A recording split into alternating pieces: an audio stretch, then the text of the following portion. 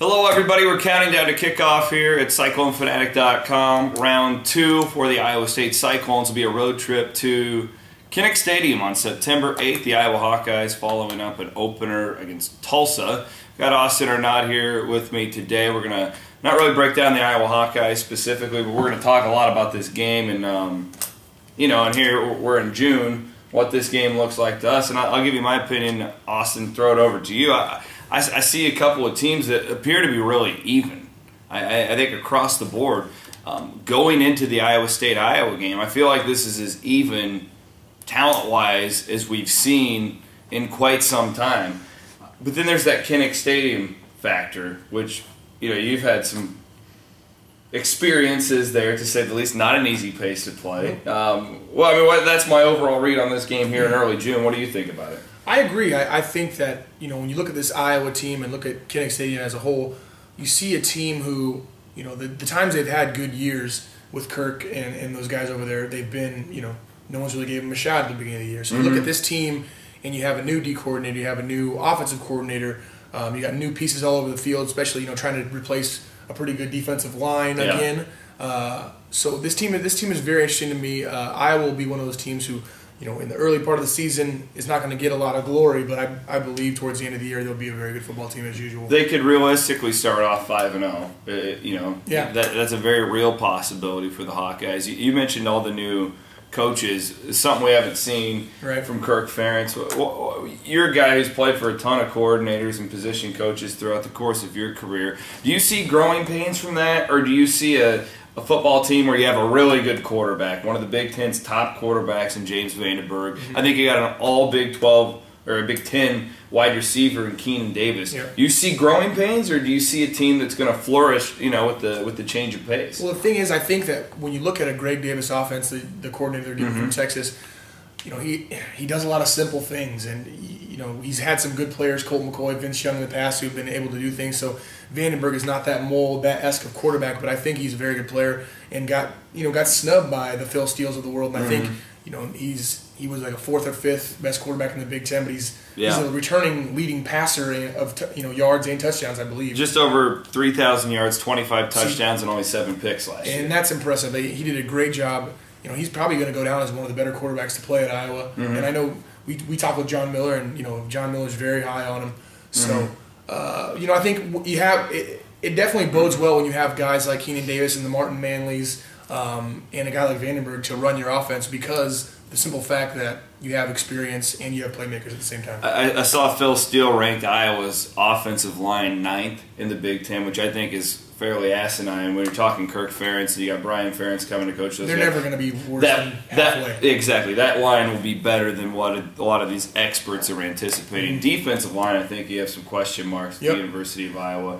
And that's been one of the staples of Kirk Ferentz. Really all those guys up front on both sides of the football. But that's a legitimate concern, I think, for Iowa next year. I agree. You have returning starters on both ends of the football. Dominique Alves, and I think the kid's name is Steve Bigosh. I'm not sure how you pronounce the last name, but Alves is coming off a late season ACL injury, so that will be tough. He won't be 100% by the time the season starts. And then they're looking to fill spots, and they lose Mike Daniels, who was an NFL caliber player, joining some of his other buddies that I played against in the NFL from that defensive line. So you look at their defensive line, and there's question marks, but as there is, sometimes as there always is, there's question marks up front for Iowa, and they always seem to solve those question marks.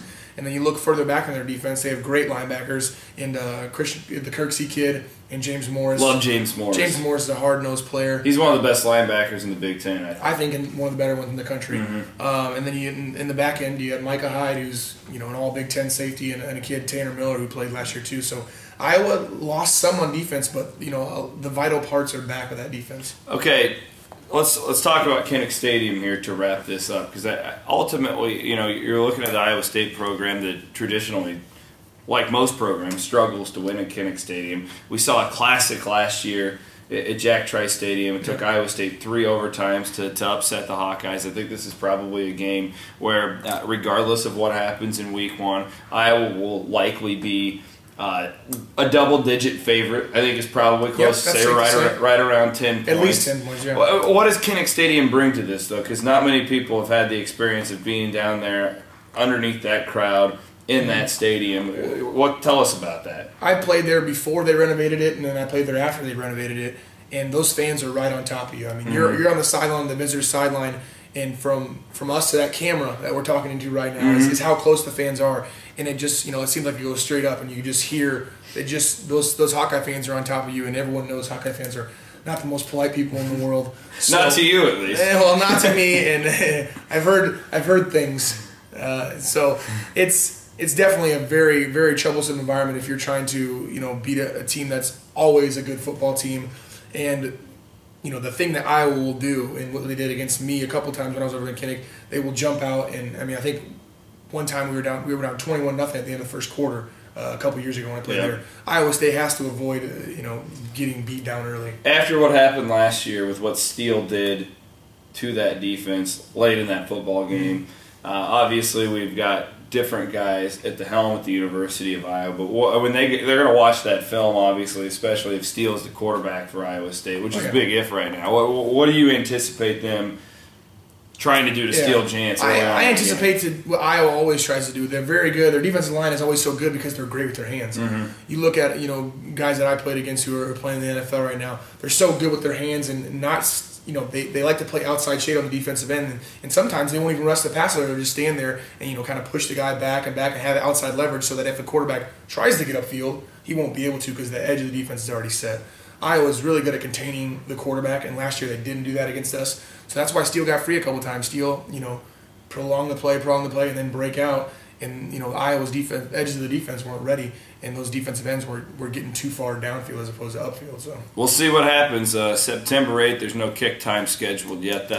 Since it's in Iowa City, I think you can basically assume it'll be an 11 o'clock kick. So we look forward to that. Next week we will be talking about Western Illinois. It'll be a little bit difficult to break that one down, but we're going to talk about it anyways. Thanks for stopping by CycloneFanatic.com. For Austin Arnaud, I'm Chris Williams saying so long.